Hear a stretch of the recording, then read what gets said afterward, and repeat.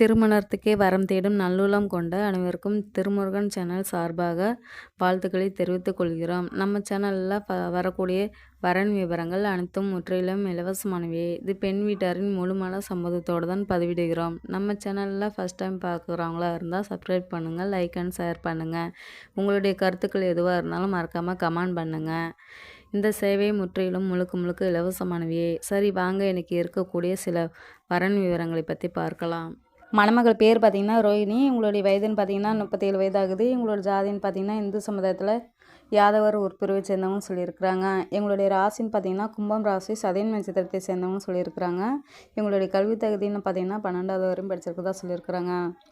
எங்களுடைய வேலைன்னு எடுத்துக்கிட்டிங்கன்னா சொந்தமாக ஒரு ஹோட்டல் கடை வச்சு ரன் பண்ணிகிட்டு இருக்கதா சொல்லியிருக்காங்க. இங்கே படித்த படிப்புக்கு வேலைக்கு எல்லாம் இங்கே போக வேணாம் அப்படின்றதுக்கு சொந்தமாக ஒரு கடையை வச்சு ரன் பண்ணிகிட்டு இருக்கதா சொல்லியிருக்காங்க. எங்களோட திருமண நிலைன்னு பார்த்திங்கன்னா முதல் மனம் தான் சம்மதம் தெரிவிச்சிருக்காங்க. முதல் எழுத இருந்த மனமும் எதுவாக இருந்தாலும் ஓகேன்னு சொல்லியிருக்காங்க. ஏன்னா இவங்க மேரேஜ் பண்ணி 3 மாதத்துலேயே இவங்க கணவர் வந்துட்டு ஒரு ஆக்ஷனில் இறந்துட்டதால் இப்போ விடோவாக தனிமையில் தான் இருக்கிறதா சொல்லியிருக்காங்க. லைஃப் லாங் நமக்குன்னு ஒரு துணை தேவை அப்படின்றதுக்காக மறு திருமணத்துக்கு சம்மதமும் தெரிவிச்சிருக்காங்க. இவங்களுக்கு வரக்கூடிய மணமனம் வந்து எந்த ஒரு படிப்பும் இல்லைனாலும் பரவாயில்ல, ஜாதி வேதாலும் தடை இல்லைன்னு சொல்லியிருக்காங்க.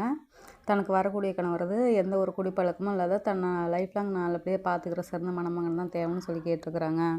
இவங்களுடைய வசதின்னு பார்த்திங்கன்னா வீடு வசதி, அடுக்குமொழி கட்டெல்லாம் இருக்கிறதா சொல்லியிருக்காங்க. இவங்களுக்கு கூட பிறந்தவங்க பார்த்திங்கன்னா 2 பையன் இருக்கிறதா சொல்லியிருக்காங்க. இவங்க கூட பிறந்தவங்க 2 அண்ணங்க இருக்கிறதா சொல்லியிருக்காங்க. இவங்களும் நல்லா சொகுசாக நல்லா வசதியாக தான் வாழ்ந்துட்டு இருக்கதா சொல்லியிருக்காங்க. கார் பங்களான்ட்டு நல்லா ரிச்சான ஃபேமிலியில் தான் இருக்கிறதா சொல்லியிருக்காங்க. இவங்களுடைய முகவரின்னு பார்த்தீங்கன்னா காரைக்குடியில் தான் இருக்கிறதா சொல்லியிருக்காங்க. இந்த மணமகளை உங்களுக்கு பிடிச்சிருந்துச்சின்னா இந்த ஸ்க்ரீனில் தெரியுற இந்த மின்னஞ்சல் முகவரிக்கு உங்கள் டீட்டெயில்ஸ் எல்லாம் அனுப்பிச்சிட்டிங்கன்னா ஆஃபீஸில் அவங்களே உங்களுக்கு தொடர்பு கொள்வாங்க. அடுத்த மணமகள் பேர் பார்த்திங்கன்னா ராதிகா. வயது 36 வயதாகுது. எங்களோட ஜாதின்னு பார்த்திங்கன்னா இந்து சமுதாயத்தில் நாடார் ஒரு பிரிவை சேர்ந்தவங்கன்னு சொல்லியிருக்கிறாங்க. இவங்களுடைய ராசின்னு பார்த்திங்கன்னா கும்பம் ராசி, சதயம் நட்சத்திரத்தை சேர்ந்தவங்கன்னு சொல்லியிருக்கிறாங்க.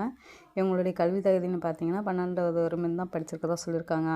இவங்களுடைய வேலைன்னு எடுத்துக்கிட்டிங்கன்னா சொந்தமாக ஒரு பழக்கடை வச்சுருக்கதா சொல்லியிருக்காங்க. சிலர் மொத்தமாகவும் நல்லா ஒரு சேல் பண்ணிகிட்டு இருக்கதா சொல்லியிருக்காங்க.